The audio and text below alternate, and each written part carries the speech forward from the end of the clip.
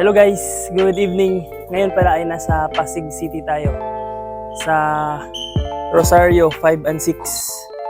Kasama natin yung mga kaibigan nating taga De La Salle University at mga member dito, mga club player. Ganda dito guys kasi kahit gabi na, maliwanag pa rin yung court. Ang daming ilaw. Punta lang kayo dito. Hanapin nyo si Kuya Leo Brazal at si Kuya Darwin. Tatanungin natin yung court manager kung magkano ang court fee. Kuya Darwin, may tanong ako. Magkano yung court fee dito sa court na to? Isang oras. Pag sa araw, 150. Sa gabi, 200 per hour.